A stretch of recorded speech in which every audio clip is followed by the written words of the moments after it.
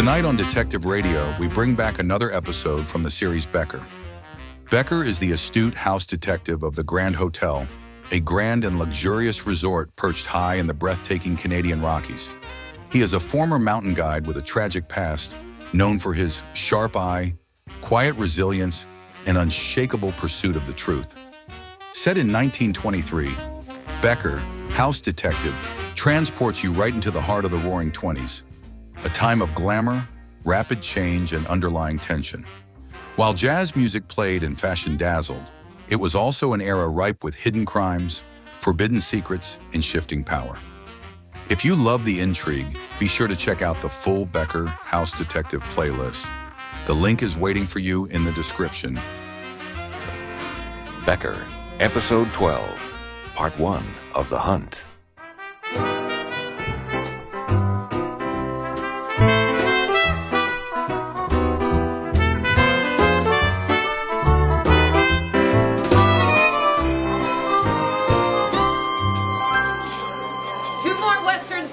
Sam, and a chop suey.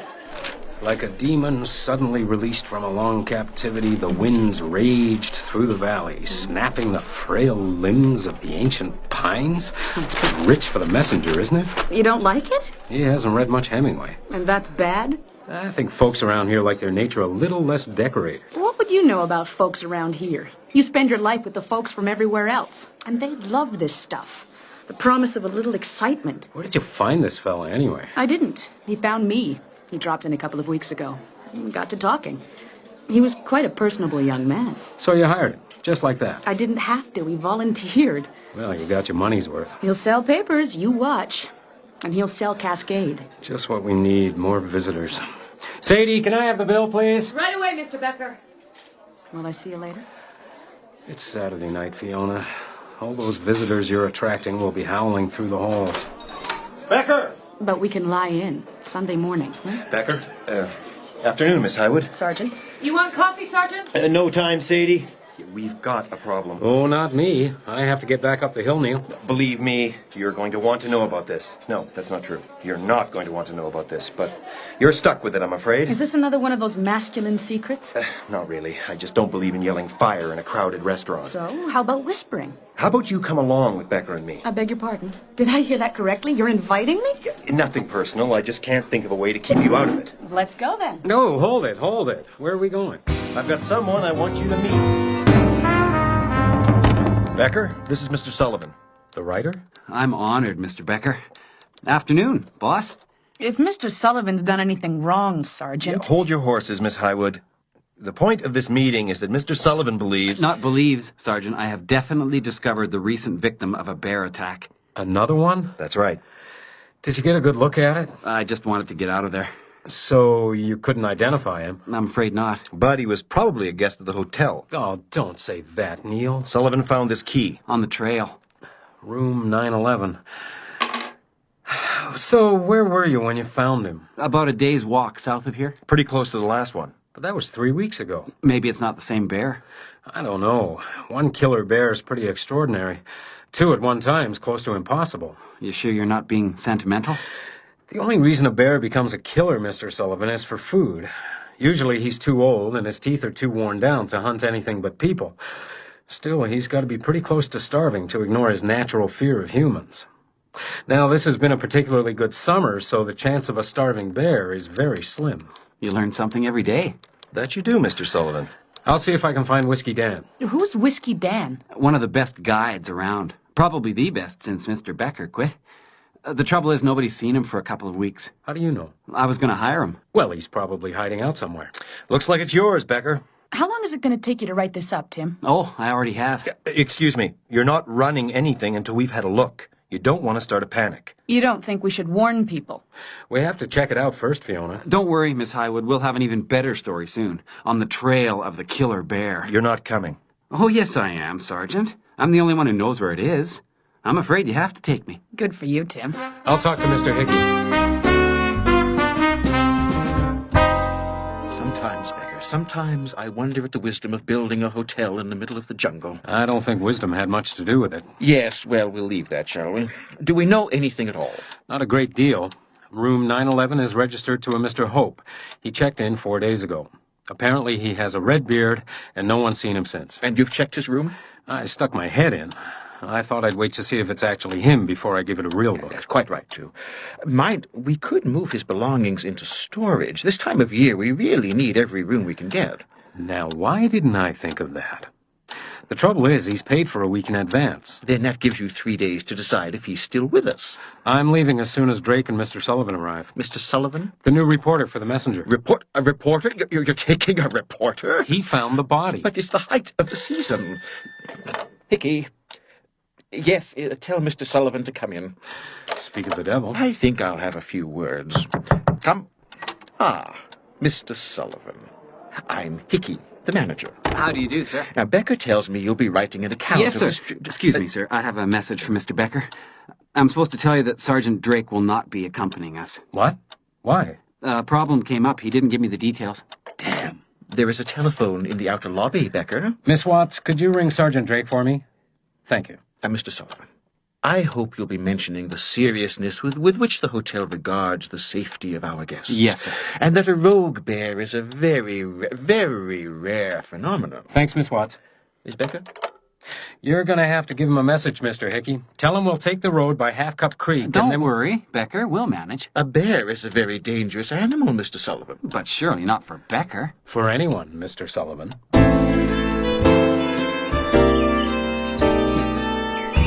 So, Becker, you're on the trail. Looks like. Must be something after so many years. Testing yourself again. Man against beast. Oh, I'm not a hunter, Mr. Sullivan. Is that why you wanted Whiskey Dan? He's been looking for this bear since the first attack. But I hear he has a problem remaining sober. Oh, Dan never mixes his work and his liquor. A man needs his liquor, Becker, and a man needs his work. But God help the man mixes them in the same glass. That's what he used to say. Probably still does. You know, I never met a drunk yet who didn't believe he was in control. You remember the last time you came down this trail, Becker? It was a few years ago. Nothing specific? No memories from my report? No. Well, if you think of anything. You like this part of the country? It's very beautiful. Beautiful? You think so? Seems very primitive to me. Savage. Violent. Did you read my last piece in the Messenger? I'd value your opinion as a student of literature. What? You were a student of literature, weren't you? English literature? University of Toronto, Trinity College. How'd you know that? We're fellow alumni. Not quite. I didn't graduate. Right. The war. Lieutenant James Becker. You still got that scar? What? That little scar just to the right of your navel? German bayonet, wasn't it? Bullet. What? How'd you know that? We've got a few friends in common. Look, Sullivan, Tim. I don't know... The thing is, Tim, I don't like to talk about myself too much. Oh, I'm sorry. I didn't mean to offend. Oh, no offense, but... I heard you should talk on the trail. Doesn't it warn the bears we're coming? Like whistling in the dark?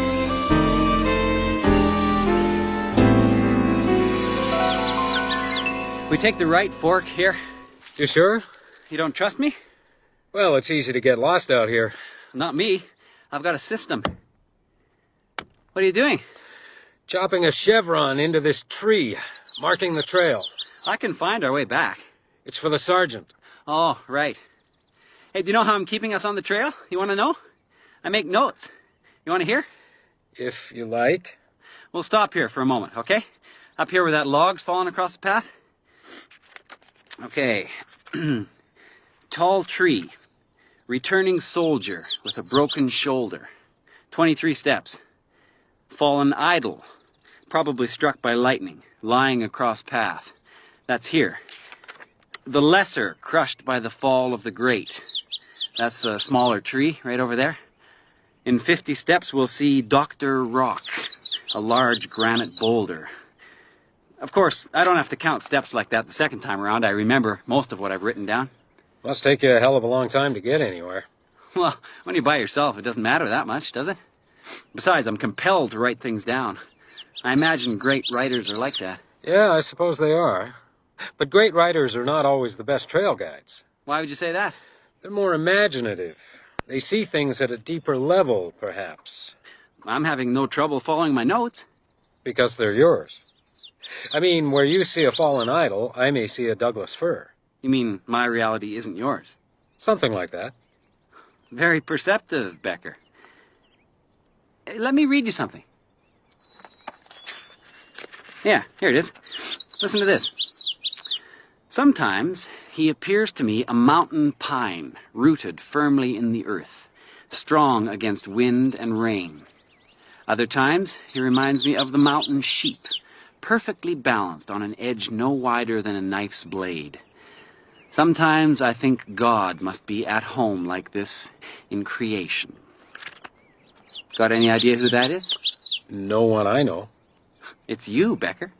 It's a description of you. You wrote that? Me? Good Lord, no, not me, Becker. But lots of people see you that way. Personally, I think that last bit, the bit about God, is a touch overdone. So, who did write it? Well, that's the question, isn't it? But I'm afraid I can't tell you. I was just reading it to illustrate what you were saying. What's true for one person obviously isn't true for another. I didn't quite say that. Yeah, and then there's the people who really do know the truth. Like you? Me? Yes, I know the truth about some things. I can find my way through the forest. We're almost there. Yep. We better make camp. But it's only 5 o'clock. We don't want to get caught in the dark. Yeah, but the sun won't set till after 9. Yeah, that's true. If you're on the other side of that mountain. You frightened? It always makes sense to be a little frightened out here. Particularly when there are bears around. But you weren't always frightened out here, were you? Not when you were younger. You weren't even cautious. What are you getting at, Sullivan? I'm just trying to get an idea of what you were like before. Before what? Before you were like you are. When you were my age, that's all. A few years ago, when you were my age. Look, Sullivan, I don't want you to take this the wrong way. But are you all right? What do you mean? Well, you've been prodding at me since we left the road. Prodding at you? You seem to have some ideas about me. Are you sure about that? I don't like to play games, Sullivan. I'm sorry. I didn't mean to upset you. You're a topic of conversation. Anyway, I heard you'd had some trouble a while back. A woman you were guiding fell off a ledge. A woman called Marilyn? Something like that? Her name was Madeline. Madeline. Madeline Parker, wasn't it? I heard you were in love with her. Where's this going, Sullivan? Nowhere. It's just that I know that ledge is down here, and I've been trying to find out how you felt about coming back to where it happened. You wanted to find out how I felt. I thought it would add something to my report. I'm sorry. I didn't mean to get you angry. I don't seem to be able to help myself, but I'll try. Honestly, I'll try. That's the end of it, then. Thanks. Can I ask you a favor? Look, if you're going to start up again, I was just going to ask a favor. I mean, I'd really like to keep going. I've already explained to you. No, I understand your reasons, but I can't leave that man like that for another night. Well, it isn't going to make any difference to him. But it will to me. You think I'm nervous now? I won't be able to sleep. I'll be up talking. Okay, let's go. There's a creek just ahead. Still marking the trail, eh? Yep. Not much point now. It'll soon be too dark for the sergeant to read it. Tomorrow. Tomorrow's going to be too late, isn't it? I mean, with any luck, we'll be on our way back to town. I don't know why I agreed to go on with him. Curiosity, I guess. But more than that, it seemed to me he had something to tell me. Something about Madeline. We followed the trail along beside the creek for about a mile to the place that Sullivan had crossed before. His prints were clear in the mud as they crossed and recrossed the water. More interesting, however, was the other set of prints.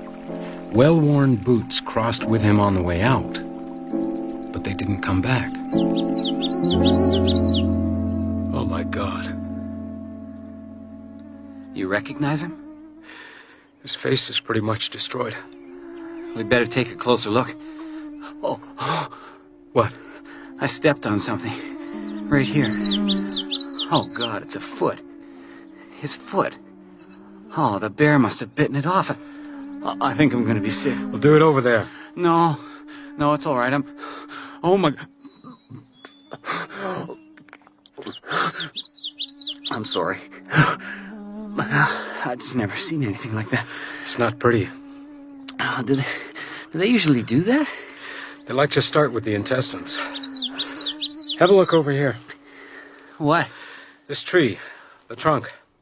You see how the bark's been scraped away? What does it mean? Well, have a look at his leg. Someone's taken his boots. Look at the one without the foot. You see how the skin of the ankle's been scraped back to the bone? It looks like he was chained up when the bear attacked. Well, who'd do something like that? If he'd have been a fox, he'd have chewed right through it. Is that what happened? No, the cut's too clean. I think whoever did this came back for his chain. He probably cut off that foot out of... I don't know, it was probably more fun than unlocking it. Here's his boot. Let me see.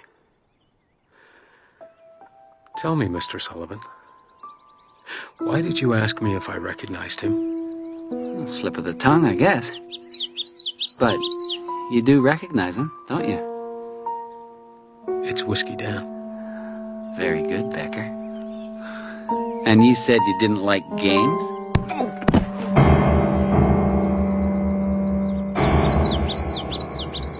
Come on now, Becker. Wake up. That's it. In there, Becker. Come on out and play. Sullivan. Still me. Still here. You got a bit of a hangover, maybe? Very appropriate at this stage of the game. I told you before, I don't like games, Sullivan. What? Chain, Becker. Didn't want you running away. So what did you want? Don't be angry, Becker. It's only a game. All you've got to do is figure out what's happening and why it's happening. If you get all that, you get to try to stop it happening. Of course, the odds of that are fairly slim. I mean, chained up beside a recent bear kill. I'll tell you what, I'll leave the keys here. You deduce how to get them, and you can have them. Now, shall we start with what we know? You've correctly identified the remains as your old drinking buddy, Whiskey Dan. Now, you deserve a drink for that. Nothing more appropriate than Dan's own bottle. I'm not playing, Sullivan. Well, if you're going to be a spoil sport, how'd you like to see the beautiful Miss Highwood chained up here? Can you imagine her with her stomach ripped out and her guts dragged across the clearing? What do you want? Not me. Whiskey Dan. Friendship demands a drink. Go ahead, Becker. You haven't got any choice. Take a good swallow. To Whiskey Dan, the best there was. Better than you. Yeah, but not quite as clever. How did you know it was him, Becker? I gave him those boots. Oh, do you want him back? Why did you kill him, Sullivan? Me? He was killed by a bear. Oh, no, you killed him. Somehow you got the drop on him. You chained him up and waited. You don't even know I was here. You were. You left the evidence in the mud at the creek. 2 sets of boots. Yours, new and small, and a pair of boots so worn down they curled up the sides of the foot like moccasins. Only 1 set of tracks coming back. Yours. So, you've suspected me since then? I haven't been comfortable with you since we left the hotel. So why did you come? I don't really know. I guess I've been expecting you for so long it seemed inhospitable not to. Me? Well, I didn't imagine you. But I knew I was going to be led back here sometime. You mean to the place she died? It was here, wasn't it? She fell from up there, and she landed down here. Right here. Have another drink, Becker. To Madeline. Very good. Why Whiskey Dan? He had nothing to do with Madeline. Have another drink. Hey, think of your old buddy passing you the bottle from beyond the grave. You think we were drinking. Drunk. And as a result, Madeline Parker... You think she died? She did die, Becker. Yes, she did. She fell and it had something to do with me. But you've got it wrong. Are you pretending you're innocent? I'm just telling you, you killed a man for no reason. He had nothing to do with her fall. He supplied you. I didn't start drinking until after Madeline fell. In fact, that's why I started drinking. That's not what I heard. Gossip, Sullivan. Sorry, Becker. I have the proof. You remember that letter I read you? Letter? I read you some of it, remember? Sometimes I think God must be at home like this in creation. Madeline wrote that? Would you like to hear the rest? Sometimes I think God must be at home like this, in creation. How then to explain the fact that he spends his time with a very low group of men? One in particular, a man much admired by the others, is known as Whiskey Dan. I'm sure I don't need to explain why. I imagine them sitting down there at the end of the camp, drinking the night away. I swear, little brother... I wasn't going to tell you that. I swear, little brother, if I did not love him so, I could hardly begin to trust him with my safety. Do you hear that, Becker? I could hardly begin to trust him with my safety. I didn't know that. She goes on. I do such dangerous things to keep his attention. Yesterday, I found myself running along a ledge no wider than my waist. Jimmy could not decide whether he should applaud or admonish me. If he were not so in love, I think he would prefer anyone to me. Is that enough for you? Yeah, it's enough. She was wrong. God help her, she was wrong about a lot of things. I've got a lot more evidence, Jimmy. She wrote every day. Then you read me where she saw me drinking with Whiskey Dan. She was wrong, Timmy. Hey, the only thing she was wrong about was to trust you. I told her she shouldn't. I wrote her letter after letter. But they never sent them. They put them all in a file. Who? Oh, you'd like to know that, wouldn't you? Think you'd understand me if you did? She wrote about you every day, Becker. Do you think they took her letters away? No, they thought they would bring a touch of reality into my life. You know what it's like to know that something terrible, the most terrible thing in the world, is going to happen to someone you love? And be unable to do a thing about it? Is that how you felt when she was dancing along the ledge? No. Perhaps that's how I should have felt, but no, I didn't. I loved her bravery. I never understood the fear behind it. Very pretty. If it was anyone but Madeline, I might be crying a tear right now, but I'm not. Do you feel the same way about Fiona? You leave Fiona alone, Sullivan. Oh, I can't do that. She's part of the game. I said leave her alone. Don't worry, Becker. I'll make sure she writes to you before the end. Goodbye, Becker. Hold it. Hold it, Sullivan. There's a bear out there, remember? Huh, I'm touched by your concern. Or is it just that you want someone here to protect you? It's not in the script, I'm afraid. There are protectors and the protected, and you're a protector, Becker. There's a certain arrogance among protectors, don't you think? They never imagine they'll need protection. In my experience, they're always caught unawares. You don't move through bear country at night, Sullivan. And you don't sit down next to a fresh kill. Sullivan! Goodbye, Becker. Have a drink for me.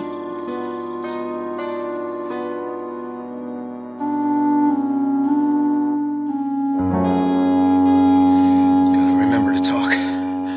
Talk, Becker. Loud. Might work. As long as he's not too hungry. You hungry, bear? You some toothless old bear can't get it any other way? I can't imagine Dan tasted anything but pickle. Pretty tough. Tougher than me, that's for sure. I should have another drink for Dan. I must have been really drunk to let Sullivan get the drop on him. What are you saying? Sullivan, you bastard, you lay a hand on her and I'll... What? Not a whole lot of possibilities are there. Not a whole lot of... Oh, boy. Fiona, I'm sorry. Maybe once I'm gone, he'll leave you alone. I mean, why not? You can't use it against me. Stupid. You're stupid, Sullivan. Who's gonna know if you win or not if you kill off the spectators? Stupid. It's gotten pretty quiet around here, hasn't it? Well, one more drink before I go. Stupid. Smells good. You like your meat marinated, Bear? You do? Well, too bad, because I just went on the wagon again. Not that you'll know it, Sullivan, but you lost this one, even if it is only a tiny victory. Here's to you, Timmy! God help me. I always knew I'd die in front.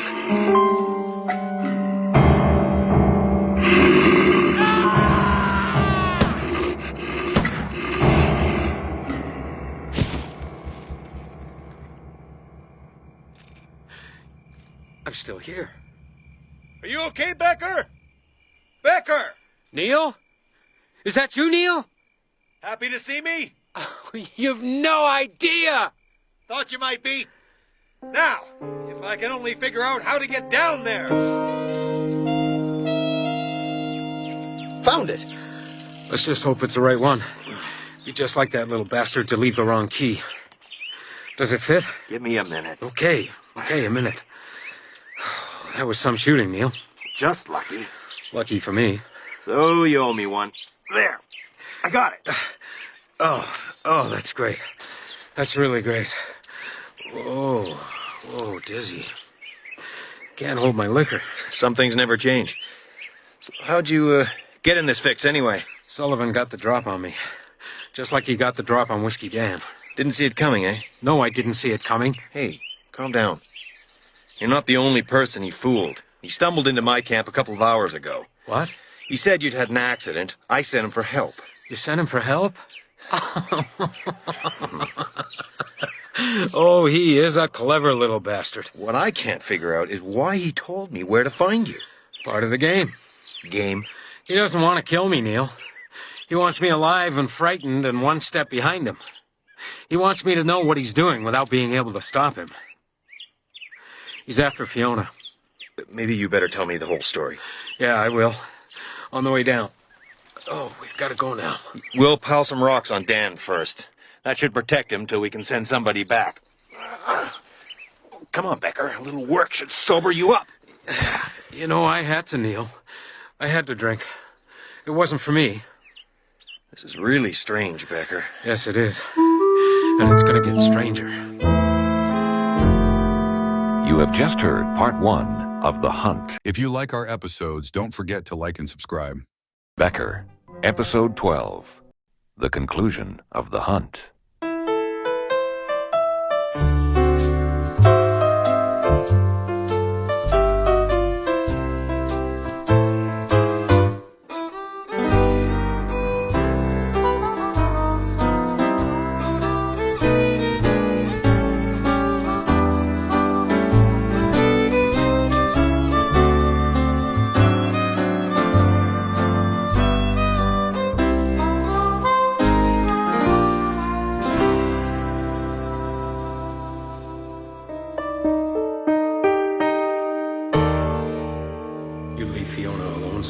Oh, I can't do that. She's part of the game. I said leave her alone. Don't worry, Becker. I'll make sure she writes to you before the end. Goodbye, Becker. My head throbbed with Sullivan's threats and last night's booze as we rushed down the trail towards the south road where Sergeant Drake had left his car. An hour later, we were climbing the stairs towards Fiona's apartment. Nobody's home. She's gotta be. Come on, Fiona, be there. We're gonna have to break it in. You're sure about this? 1, 2, 3. You check the kitchen, I'll try the bedroom. Okay. Fiona? Fiona? Anything? We're too late. Calm down, Becker. We don't know that. She might have gone for a walk. No, we had to grab her right now. In broad daylight. It's a game with him, Neil, like a treasure hunt. He wants me one step behind him, all the way to the end. What are you looking for? A clue to his next move. Come on, Neil. I don't know what we're after. Anything. It might be anything. Well, that's a lot of help. You want help? Think of Whiskey Dan. Why don't you look through her books? He fancies himself a writer. Okay, Becker. No, No. No, nothing here. I think I've got something. Great. Dante's Inferno. To Fiona Highwood, with gratitude and respect, I have found this the key to many hidden matters. Signed, Timothy Sullivan. Let me see it. Perhaps he's underlined something. He hasn't. Fiona, you're here. I live here, Becker. Morning, Sergeant. Miss? Where have you been? I ran out of bread, if you must know. You look awful, Becker. Where's Sullivan? The last I heard, he was out hunting bears with you. Are you all right, Becker? Me? Yeah, I'm fine. In that case, maybe you'd like to explain why you broke down my door, pulled the drawers out of my sideboard. It's a long story. I'm listening. Sullivan wants revenge for the death of Madeline Parker. Sullivan? What are you talking about? He believes I was responsible for her death. What was her relationship to Sullivan? He's her brother. And he wants what? To kill you? Not quite. He lured me up to the place where she died with that story about a bear attack. There wasn't a bear attack? Oh, there was a bear attack. Sullivan had chained up the victim. Mr. Hope? Whiskey Dan. Whiskey Dan? We think Sullivan watched the bear tear him apart. Oh, my God. I'm sorry, Becker. Now he's after you. Me? Why me? He thinks I killed someone he loved, so he'll return the favor. When you weren't here, I thought he'd already got you. You're in a lot of danger, Miss Highwood. From Tim Sullivan? Are you sure you didn't imagine all this, Becker? In a drunken stupor, you mean? I was trying to ignore that. Sullivan forced him to drink. Neil. He made threats against him. I can speak for myself, Neil. But you wouldn't have, would you? I'm going to the hotel to check out Mr. Hope. Are you coming? Let's go. I'll be downstairs at the paper. Maybe Sullivan will drop by with his report. I don't think you should be alone. I have a paper to put out, Becker. If Mr. Sullivan does show up, I'll take out Uncle Henry's old pistol and yell. It's not funny, Fiona. Go have a shower, Becker. You really should take better care of yourself. I'd like to take the Inferno, if you don't mind. Why? I think Sullivan meant for me to find it. But he gave that to me a week ago. Which means he's had everything planned for a while. Now I am getting frightened.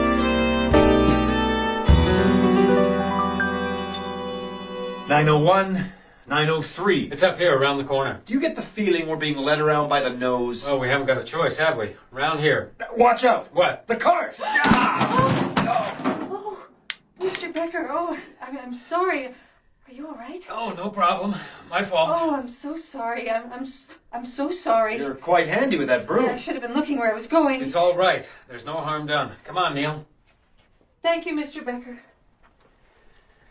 Well, you certainly got her whipped into shape. What? She looked more frightened than half the people I arrest. Crazy, isn't it? 907, 909. Here we are.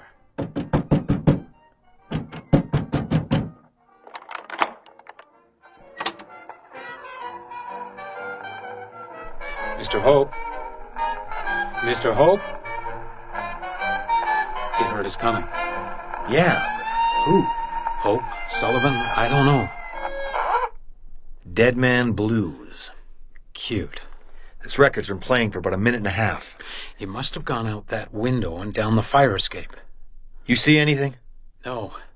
Let's have a look around. He's getting away, Becker. He'll be back. I'm going after him. You haven't any choice. Remember? Yeah, I remember.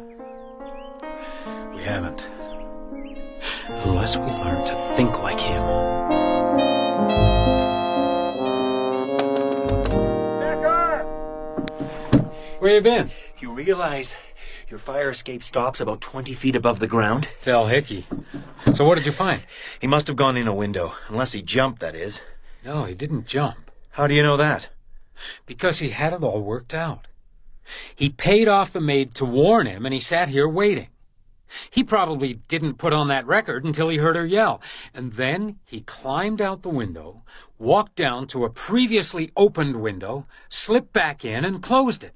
You sure? I talked to the maid. Get anything? Yeah, he had a red beard. Not Sullivan, then. Take a look in the closet. One red beard. That's it. You see the mirror on the back of the door? Rasciate ogni speranza voicin entret. What's it mean? Abandon hope, all you who enter here. How'd you know that? I found it in Dante's Inferno. What do you think it means? Well, it could be a comment on the reality of a certain Mr. Hope. Or he's just playing with us again. So let's check the rooms off the fire escape. That's about the only clue we've got.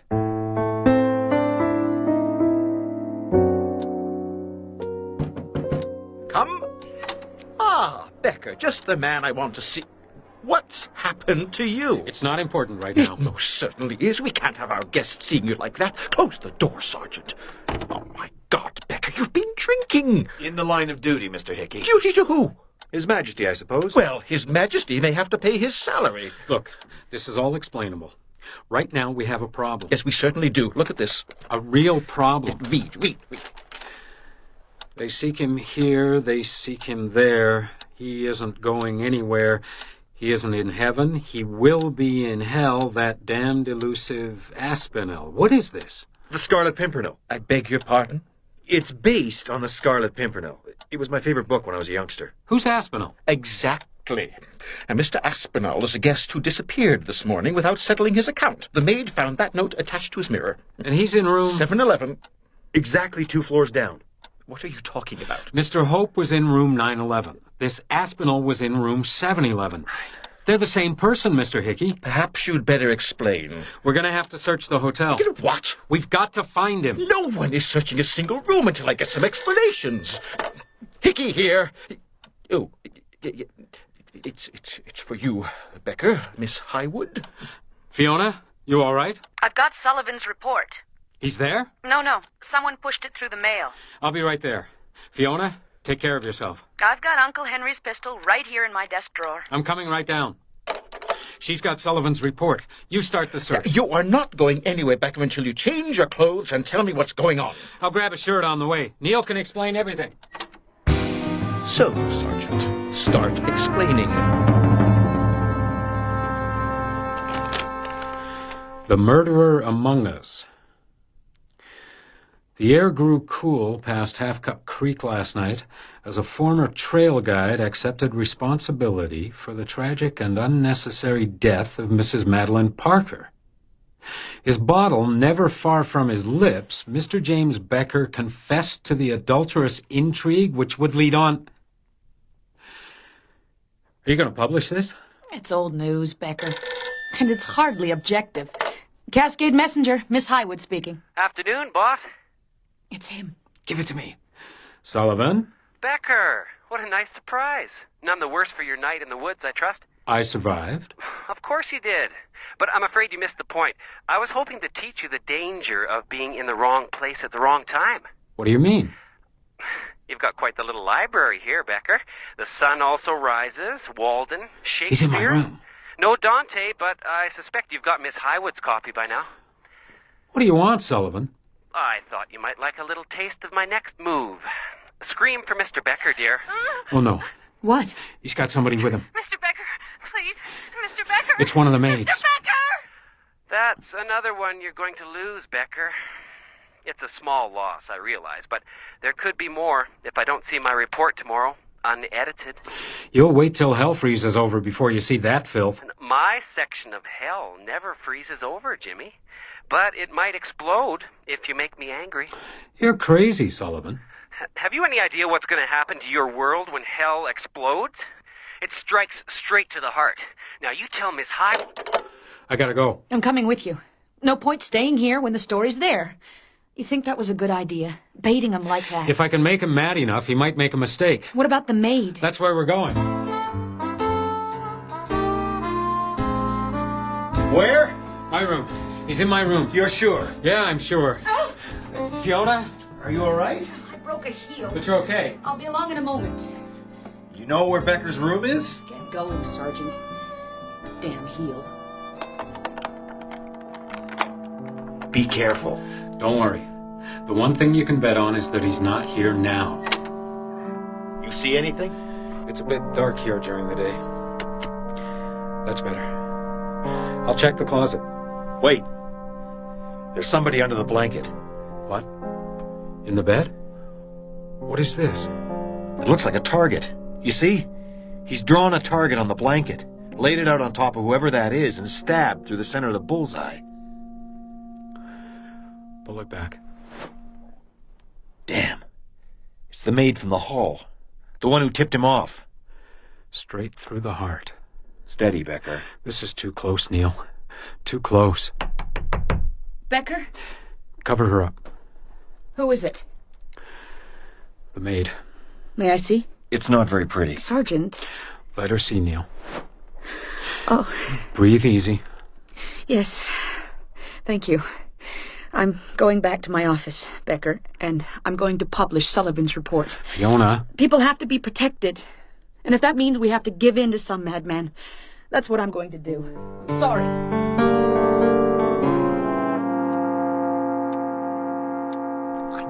I know a search is a long shot, but we can shorten it by removing everybody you actually know from the list. We knew Becky Lustig, Sergeant. Who's she? The maid.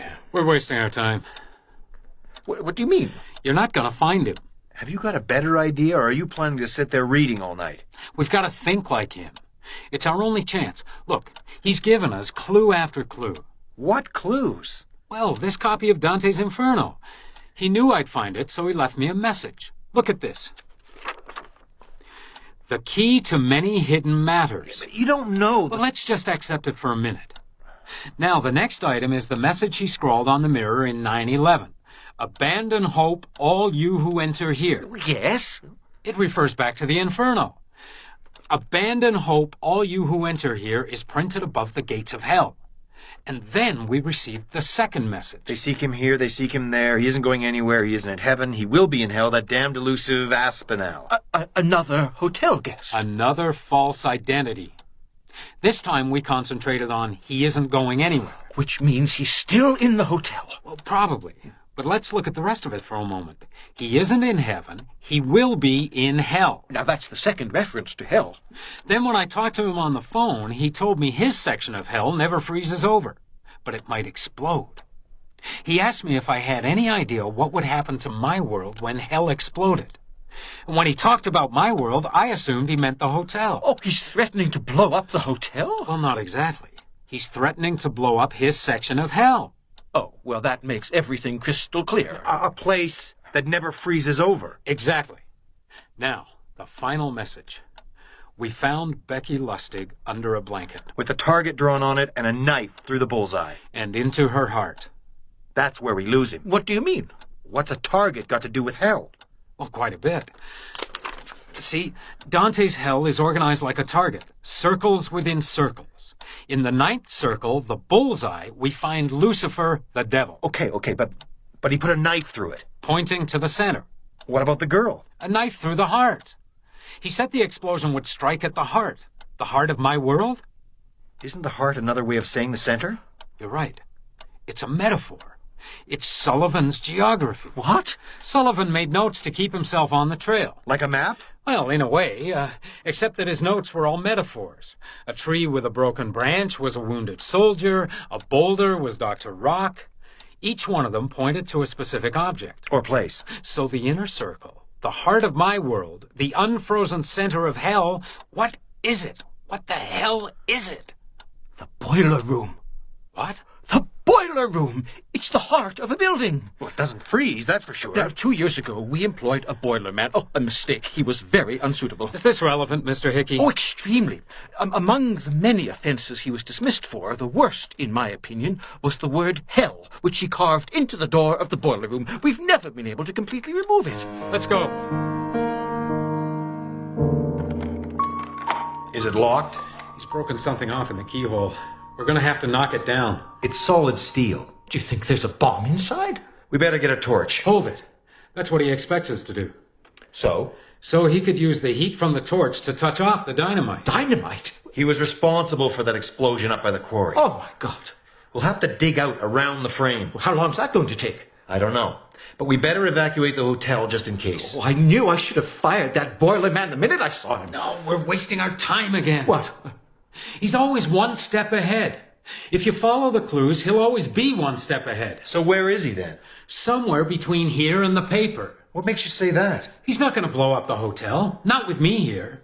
He wants Fiona, and he wants me to know he's got her. That's the stab in the heart. All the rest is a false trail. I don't know, Becker. It wasn't easy to figure out. Well, if it was, we wouldn't have believed it. We have to make sure. Of course. But you don't need me. I'm going to the messenger. What? Well, that's where he is. But it is your duty to protect this hotel. Yes, and but- I am counting on you. The guests are counting on you. Every member of our hotel family is counting on you to fulfill that duty. I mean this, Becker. Do you want to catch him or not? That is not your job. I'll go. No. This one's mine. You're deserting your post, Becker. Don't expect to find it open when you come back.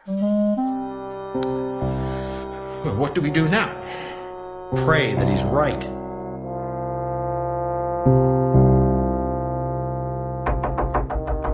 Becker? Yes. He's not here? Who? Let's get inside. I must have beat him down. What are you talking about? Sullivan. Well, if you think putting the chain on the door will convince me not to publish, Becker... He's coming here. You told me that this morning. We just have to wait. You don't mind if I get back to work? Maybe you could call the hotel. If you like. Why? Find out if it's still there. What are you talking about, Becker? If I made a mistake, it may not be. What mistake? You can't protect everybody. Yes. So you make the choices you have to make, and you live with it. You live with it. But damn it, Fiona, I've got to be right. I'm not following you, Becker. Just pray he's only one step ahead. I don't know what you... That's him. Should I answer it? Give me a minute. I'll go around the back and get behind him. Take care, Becker. Don't undo the chain. Well, Miss Highwood, you wanted big city crime. Coming! Coming! Coming! Evening, boss. Pleased to see me? Mr. Sullivan, Aren't you going to let me in? it's late. No, that's just a polite way of saying no, isn't it? No, but it is very late. Don't you want to know the rest of the story, boss? Don't you want to find out how late it is? Oh, that's it. Back away. Everybody else does. They think I'm sort of weird. Harmless, but weird. Well, they don't think you're harmless anymore. But they still think I'm weird, don't they? All that Dante stuff. They've got no idea. You know what your lover... Jimmy Becker is your lover, isn't he? You know what he's doing right now? He's hacking through a wall to prevent an explosion that isn't going to happen. That's the trouble with people like him. They get so close, they can't see what's happening. You've probably got a point there. Oh, I've got a point, all right. A very sharp point. My sister, Madeline, your predecessor, she loved Jimmy Becker, and she knew what was happening. I told her, but she ignored me, and he killed her. It was an accident, Tim. Is that what you think? Or are you telling yourself that because you love him? Just like Madeline. You're in great danger, Fiona, but it doesn't have to happen to you. Not if you listen to me. Open the door, Fiona. No, I don't think so. Come on, Fiona, it's for your own good. I'm sure you think so, but... Please? One more chance, Fiona. Go away! Go away! Go away! Becker! He's not coming, Fiona. Becker! Sullivan, you bastard!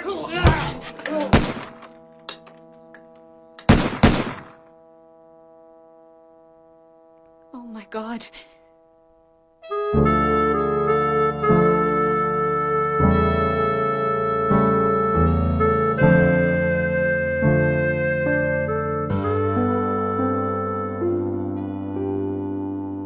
I guess I'll be off then. Thanks, Neil. You better get that arm looked at. I don't know. If I remember right, the cure hurts a lot more than the cause. I'm sorry. My fault. I suppose I should have believed you when you said you could look after yourself. Hell, if I were you, Becker, I'd never doubt that again. He didn't suffer, did he? 2 shots like that, he was dead before he hit the ground. All things considered, you probably did him a favor. Night, Neil. Oh, and Becker, Mr. Hickey asked me to tell you he wants to see you at 7 sharp. I think he's expecting a very humble apology. Good night, Miss Highwood. So, can you stay a little while? I wasn't planning on going. Oh, I thought if you were going to be there for 7. Hickey can wait. But you are going to see him. I don't know. Oh. I'm shivering, Becker. Don't worry. It's over now. It's not over, Becker. I just killed a man. It doesn't get over. You'll be all right. Can't you say anything more useful than that? There's nothing to say, Fiona. Then hold me. Hold me very close, Becker. I was so frightened. It's okay, Fiona. He's gone. I was so frightened I was going to shoot you. But I pulled the trigger anyway. I'm sorry. You're thinking of quitting, aren't you, Becker? I don't know. I'm not sure I can do it anymore. You did your best.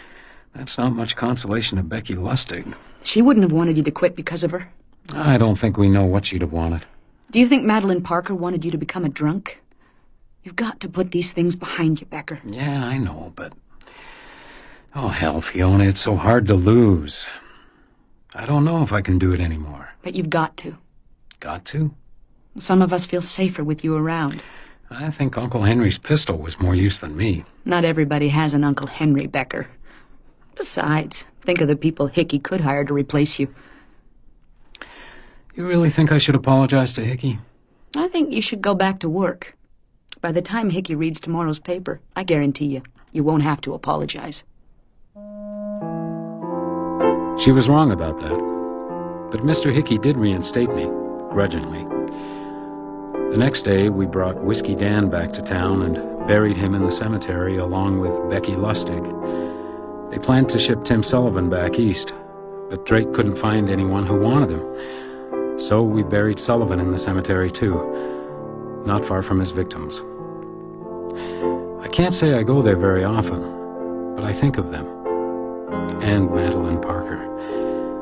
I suppose I'll never know who she really was. And my memory of her gets dimmer every year.